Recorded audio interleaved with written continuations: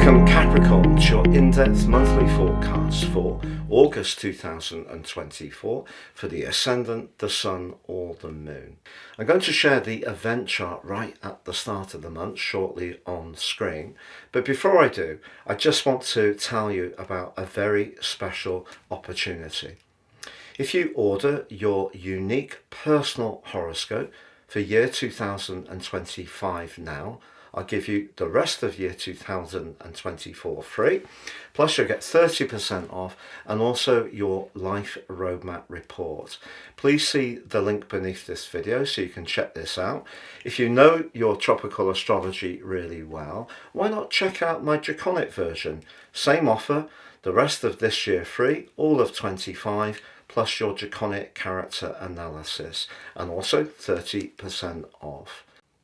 On the screen now, I'm showing your event chart right at the start of the month, which gives us some very important information.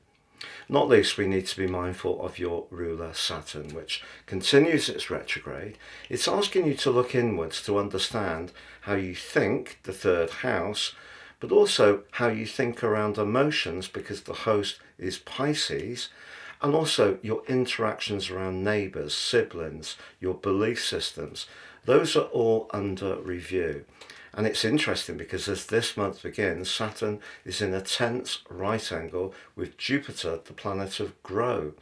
Jupiter is in the sign of Gemini, which can be quick communications, but it's also an opportunity for you in house 6 to think about things like your life structure, your approach to work, your approach to obligations and responsibilities, but also anything to do with diet, fitness, exercise, nutrition.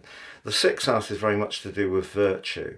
So with the position of Saturn in the 3rd house, which is very Gemini-like, and the cluster of energies including Jupiter in Gemini in the 6th house, very Virgo-like, peering into this information in a careful way and analysing it can be a great opportunity for you. But it could feel to you that you're a bit limited, you're a bit penned in, that those responsibilities to others seem to be quite high.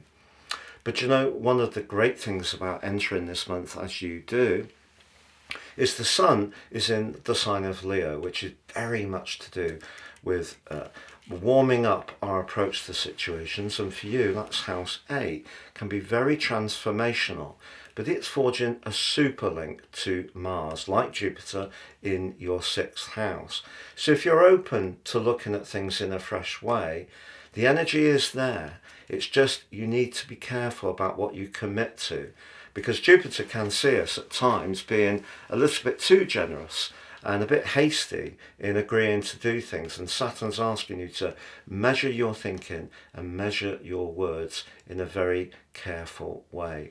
Now also, as this month begins, the Moon, like Jupiter and Mars, is in your 6th house, but it's clashing with Neptune like Saturn in house 3. Again, this really encourages you not to be too hasty to make any commitments. It could also lead to some confusion, and perhaps confusion around your daily routines, or perhaps you could feel a little bit below par despite the energy that you would expect to get with Mars and Jupiter in your 6th house. I want to reassure you though, Capricorn, because from the 8th through to the 20th, Mars and Jupiter get within 3 degrees, and on the 14th come into an exact conjunction. That really can be a big bolster in terms of your physical vitality, energy, and also stamina. However, what we do have at the start of this month is a glorious link between the Sun and Jupiter. So Jupiter is very much about growth, the Sun about transformation, and that's threaded through the new moon, which occurs on the 4th. Over the following month, if you did want to take a closer look at your finances, investments, long-term planning, anything to do with savings, your retirement, stocks and shares, property matter, if you have any assets, is there a way that you could look at them in a fresh light? Jupiter can be about information. You could talk to someone who can actually be a great source of wisdom, but that can help you to shift something in a way which is positive to you. Moreover, on the 5th, Venus, the planet of relating, which is tested out by Uranus at the start of this month in quite a tense way, that moves for you into your 9th house. This is going to help you, give you the opportunity to try to get to the bottom of the truth of one particular matter that's really important to you.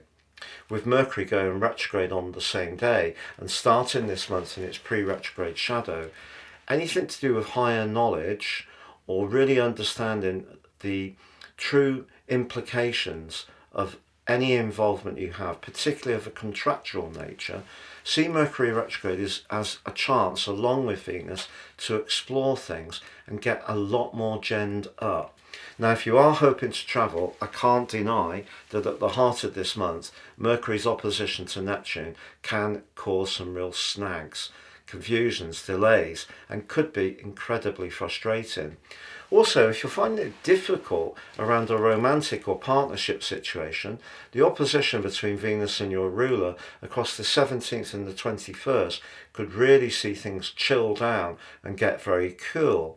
But Mercury in its retrograde inverses back into that 8th house where you have the Sun on the 15th. The Sun in the 8th house, as I mentioned before, very much about transformations. It could be that the transformations are about resources, about shared finance, business, or intimacy.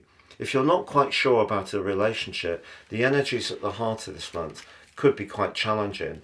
But Mercury reversing back into Leo and then meeting the Sun on the 19th in a Cazimi is going to give you the chance to don your proverbial detective smack and really dive deep into what's going on and try to lift up a few things and see what's really underneath them. It could be truly illuminating, particularly if you are trying to juggle your financial situation. And all of this can come up to the boil on the 19th later in the day when we have the full moon. The full moon this year is conflicted in a T-square and the Sun by Uranus.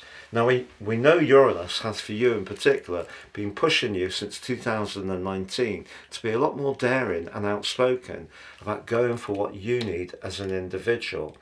But this particular full moon is saying to you, don't be too hasty. If there's something that's intriguing you around an investment opportunity, it's vital that you use that Mercury energy that is really analysing things or gives you the potential to analyse things, that you use that with a great deal of care.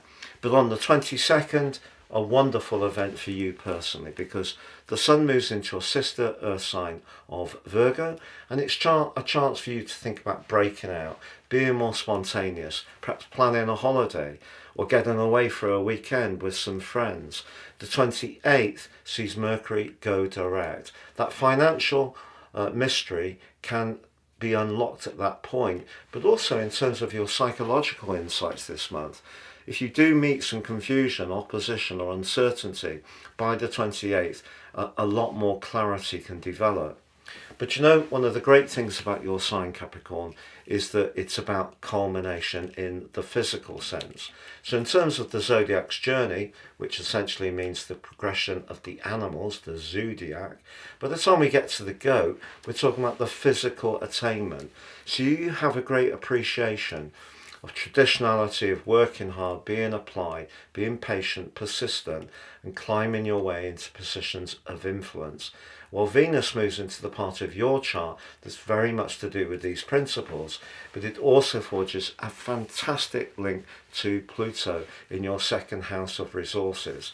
So as much as the full moon may have seen you have to take some quick action around balancing the ins and outgoings of your finances, there's a huge opportunity professionally that's developing by the end of this month, as long as you're open to a change, because the move of the Sun into the sign of Virgo is definitely pushing you to be open to going about things in a fresh, perhaps new and more spontaneous way. But Venus suggests that your natural steadfastness, your ability to understand what people want from you and what their goals and ambitions are and how you can relate to those with Venus's help, could see you as a very solid partner, and that could draw someone to you with a new job, a new business offer, or see your own enterprise gain a new influential client. So it's an exciting month in lots of ways.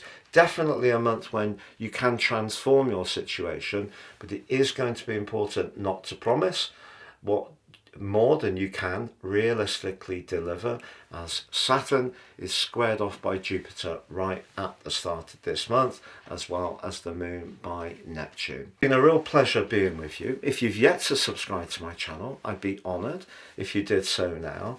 About 50% of people who watch my videos are not subscribers. Please help the channel to grow by clicking that sub button and also that bell notification symbol. And please check out that special offer below.